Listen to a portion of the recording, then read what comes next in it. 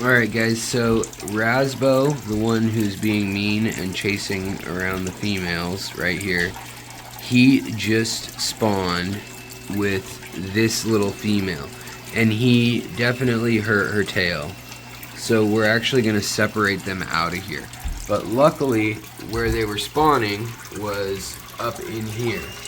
And this morning when I came to check on them, they were literally starting to eat the babies. And some of the babies have hatched, which is great. So we'll have some of the fry alive. Those are hatched, what we call sticky heads, or they're non-free swimming, but they were fertile eggs. You can see here's some too dropping from the nest. This all just happened in the last 20 minutes. I just moved them. There's the Betta fry. They are literally just eyes, a spine, and a head. For these first few days, you can see them all hanging out. See all the little white tails?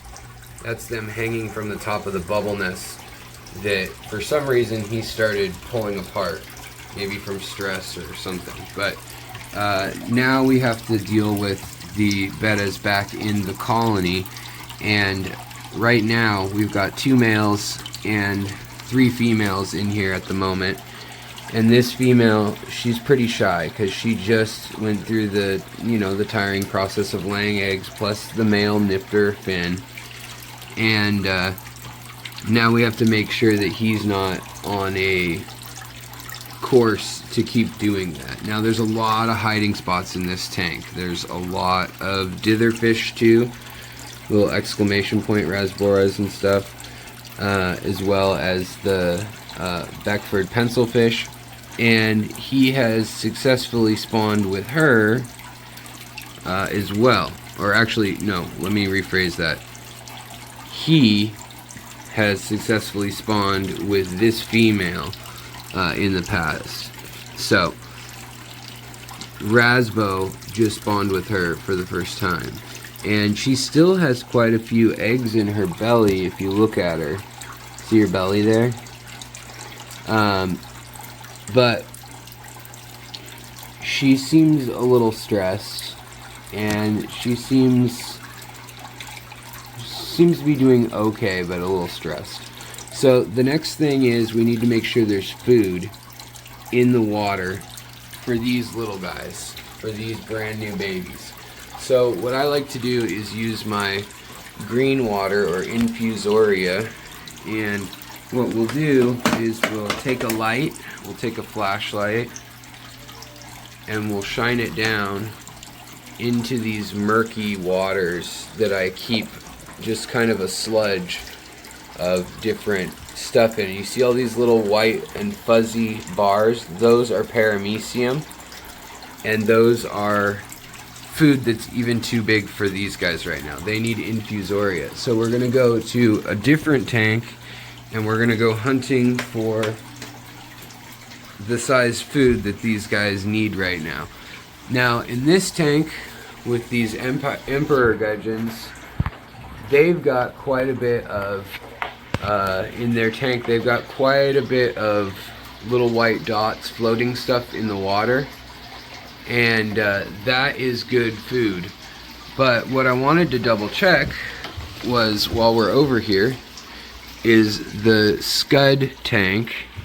And I think we'll find, if we bring the turkey baster over too, I think we'll find that this has far more nutrients. Yeah, look at all of the little critters living in the water here. We'll have to get a look under a microscope too. But check out all that algae and little single cell organisms and paramecium and detritus worms, all, you name it. There's the works in here.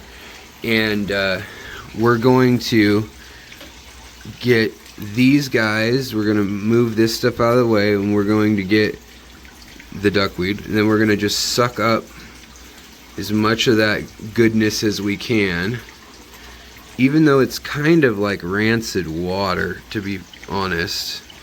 And we're going to try not to get the scuds, because watch, when I stir this up, you can see how many scuds are in here still. They just do their thing. Even though they're nocturnal, they're still out and about. There's just so many of them. So now that we have this turkey baster full of stinky water with little particles in it, we're going to head back over to the baby tank, and we're going to liberally apply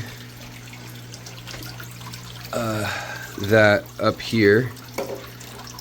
And I don't want to drip it right on their heads. Remember, they're in the side, so we're just gonna let that get in their tank but not overwhelm them. Then we still have some fry over here, and so we're gonna put some of this in here too to see how the little fish respond, because the little fish, we should have a good sense.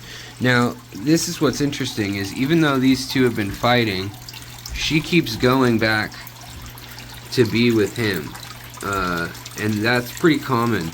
I don't know if it's like Stockholm syndrome or what, but even though she just laid a bunch of eggs and had babies, she's ready to go back and pair off with him. Kind of unusual from a, if you think about it, standpoint. Now over in here we've got bettas growing out in my shrimp tank, which is the 2.5 gallon shrimp tank, and the bettas they're getting bigger and bigger. They're hiding, I'm sure, so we'll need to coax them out a little bit.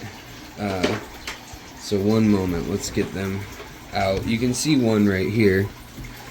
They're still small enough that even in a 2.5 gallon you lose them quickly, but you can start to see color on them. These ones are about probably 6 or 7 weeks old now. But what we're looking for is if they're interested in, see that little green slipper shaped creature and all these little things floating in the water, we're interested to see if they're going to eat them. Now let me bury the lead of the headline here. Yeah, they like them. I've been doing this a long time. This is kind of my system for just naturally breeding, so to speak. If it were summer, I'd use Daphnia from outside. But now what we'll also do is we'll kind of prompt the older betta babies to come out from the corners and crevices where they're hiding. Here comes another one. So in here there were originally, I put in 25 babies, and they should be in here until they are large enough that they pose a problem to the baby shrimp. So right now, like what I said we would in theory be looking for, what you could look for in your tank is you want to see if they're eating, especially if you have some older ones, or even just young nano fish will work too, like some rasboras or something, some chili rasboras. And observe. If you need to, use your phone or a camera to zoom in, but see what are they eating. Is it the little rod things? Is it little white dots that are in the corner of tanks? Is it algae? I mean, every species and every fish is going to be a little different. So we're just kind of observing here, and this little guy is eating those little rods, which are a form of paramecium. I don't know what species exactly, but he's clearly looking for them and watching them drift and hunting. So that gives us a good idea that we're on the right track. And those babies up in the tank, they will be developing for another 3 to 5 days probably in their own little world, without needing food or anything like that, because they had their egg yolk that fed them for a number of days, even though they only existed and were fertile for 3 days, and then boom, they're in the world. That's enough. So these guys, just to mention it, I like feeding them microworms, and so we happen to have some microworm colonies here, and in these little ramekin containers. And sorry guys, I know I'm in the way, but right here you can see the little fuzzies. That is worms. Now this container here actually got it got breached. There was some sort of bacteria or yeast that looks like it's starting to take over. See that discoloration on the side there? And so this stuff that's super rich in the worms, that'll have like a spider webby look to it, that the worms tend to colonize. It should smell more like bread, because they're eating yeast is what they're eating. And the lucky for me, even if it is bacteria and fungi that's the majority of this white dust that I'm putting in the tank, luckily for me, the shrimp love it. Whatever the bacteria that grows that smells like bad breath once the culture turns, they love it. And in this same stuff, we should start seeing them in a second here. Let's see if we have to zoom in a bit more. There should be a bunch of little eel-looking creatures. It's hard for the camera to focus on them. Let's see, where are they? But they should be around in here somewhere.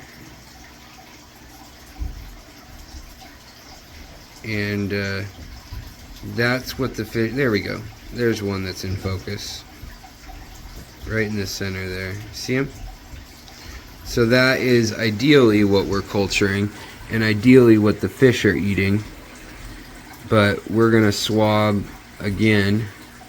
And ideally you wanna basically do this in a bigger bowl, and then you swab the edges where you'll see that the colony starts to kind of show its development along the edges. But like I said, these shrimp will actually eat the oats and other material in here.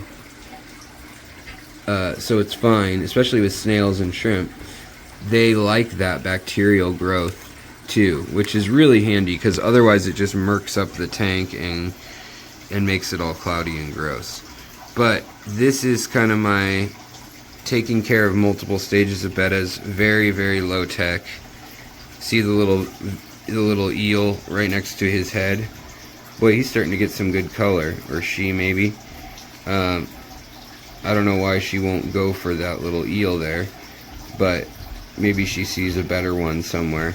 So they'll be eating in here, doing their thing. There's a lot more back in the corners and stuff, and they'll take their own time. Each one's going to be a little bit different with when it wants to come out and eat. Here's another one over here, but they've probably got another week or two, maybe 3, before I decide to pull them out. And then what I'll do is I'll actually reintroduce them into another 2.5 gallon where they're on their own as bettas until they're about 1/4 inch or 1/2 inch. And then what I'll do is I'll actually bring them to a full community tank, of which I can select whatever's handy at the time.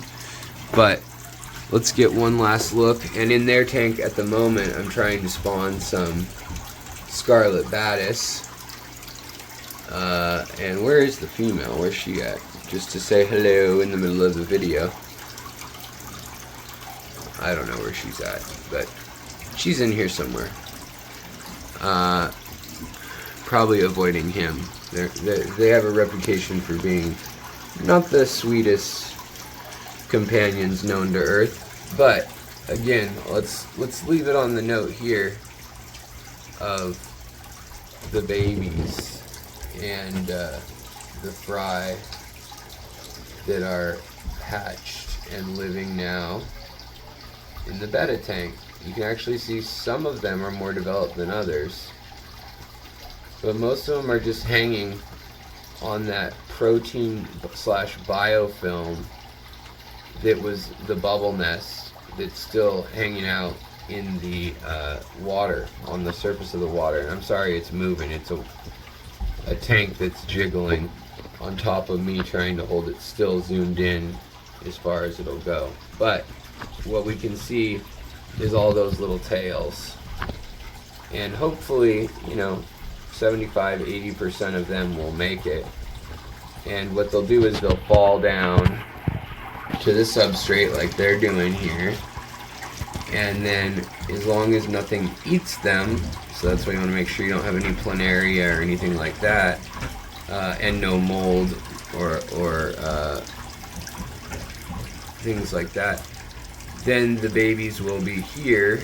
And now they've got that floating, the little shoelace things, little slipper shaped things, and the little dots. And you can see they can swim up and down, and their heads are sticky.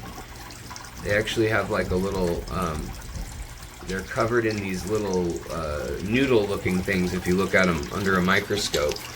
And those little hairs allow them to have more surface area and then stick to glass or plants or whatever. But they have that for the first 3 or 4 days. So last off, there goes Rasbo. He's doing well. Oh wait, that's not Rasbo. I'm sorry, guys. Here's the female. She wants to be alone. She wants to hide. Her tail got nipped. She still looks pretty egg loaded, which is not the greatest. I was hoping she would get rid of some of those eggs and maybe feel better, because I thought she might be bloated. And then the male, he went off to go probably establish that far corner as his own again, because that's where he tended to hang out. But that's a female over there waiting for her turn. And you guys can see the little white dots in the water of this tank. That is more possible food options for those baby Betta. So I like to run tanks this way, where everything has a role to play. Alright guys, if you like this style of video and fish keeping, be sure to check back in and get more tricks, tips, and info on keeping fish. Oh, and Rasbo's saying goodbye. Goodbye guys. He's going on 3 years old. He's an older male here, and he's got a little damage to his fins too, so it looks like she got a couple good ones in herself. Now, I'll be watching them, make sure they're getting along and leaving each other alone. If not, she'll be going down into here for a while, and then we'll try them together again. But that's that, guys. Alright, thanks for watching, and I'll see you later.